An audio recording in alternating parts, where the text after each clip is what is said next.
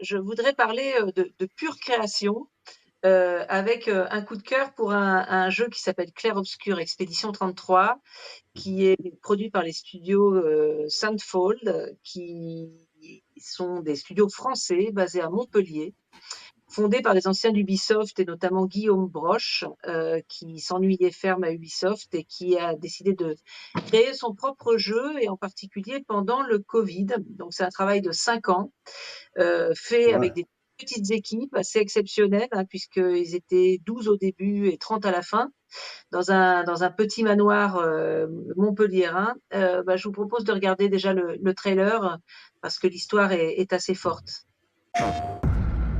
Tu n'aurais jamais dû venir. Tu ne vas faire qu'aggraver les choses. Pour tout le monde. Non. C'était son choix. Je ne fais pas les règles entre vous. Toi, tu te bats pour changer les choses.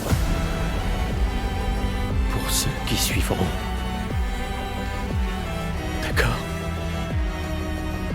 Je croyais être habituée à perdre tes proches. Oui, moi aussi.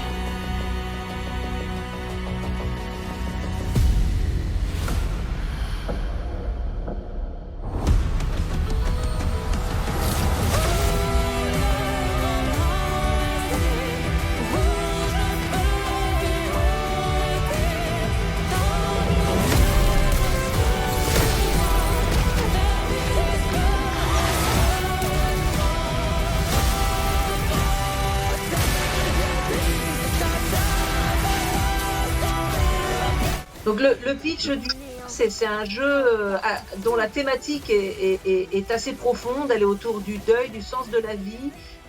L'histoire, c'est une ville fictive qui s'appelle Lumière, qui est en fait Paris, qui est devenue une île dont la Tour Eiffel a fondu. Et donc c'est dans un univers vraiment art déco, belle époque, etc. Ouais, c'est Et très original par rapport à ce qu'on voit d'habitude. tout à fait. Alors vraiment des designs magnifiques, des personnages très créatifs. Il y a notamment un mime qui ressemble au mime Marceau. Enfin, des personnages extrêmement français.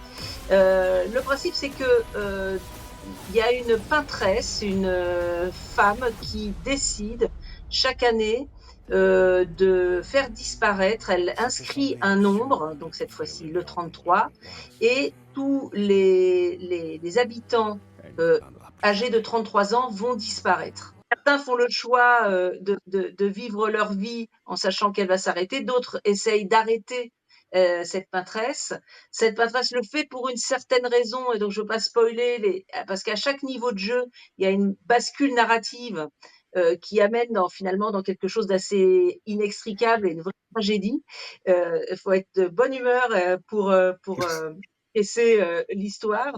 Donc, comme je disais, c'est un jeu de bataille, mais c'est pas un jeu qui est basé sur la rapidité, mais plutôt sur la tactique, puisqu'on joue chacun son tour, mais il est néanmoins assez difficile. Il a éclaté tous les scores par les critiques de jeu, par son originalité, par son design, par sa qualité de réalisation, notamment un très grand soin mis à la musique. Alors, c'est vraiment des talents qui étaient complètement épars, comme un studio indépendant, un film d'auteur où il y a des rencontres qui se font. Notamment le compositeur de la musique qui est absolument magnifique, Laurian Testar, a été recruté sur un forum vraiment par hasard, et il a engagé une chanteuse d'opéra à qui il a envoyé un formulaire de contact sur le web. Donc vraiment, c'était pas du tout des gens qui avaient l'habitude de travailler ensemble, et il y a eu un alignement d'étoiles dingue.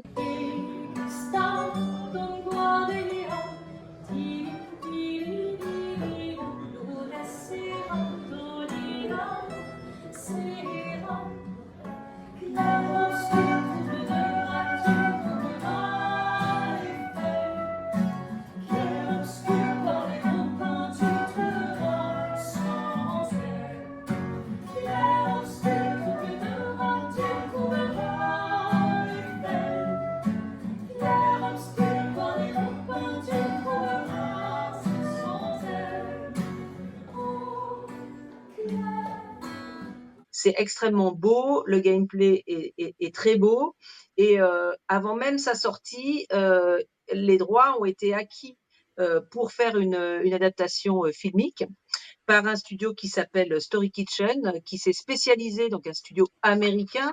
Encore une Ah oui, fois, on nous refait la même chose que Assassin's Creed, c'est-à-dire qu'on est capable de produire quelque chose de très très puissant au niveau créatif, mais pour le produire au cinéma, on a quand même encore besoin de studios américains. Donc c'est ce un studio, studio indépendant ou c'est un studio qui est rattaché à... pendant qu'il s'est lancé en 2022, donc qui est très récent, mais qui a déjà signé un accord avec DreamWorks, qui a signé un accord Ouais. avec Amazon MGM Studio, qui va faire une adaptation de Sifu avec Netflix, qui donc va également faire une adaptation de Toys R Us. Ouais. Donc Donc ils sont spécialisés dans les adaptations. les IP basés sur les jeux, et c'est des anciens du domaine des jeux. Donc on voit que cette culture de jeu, elle devient vraiment une culture artistique vraiment Oui, puissante.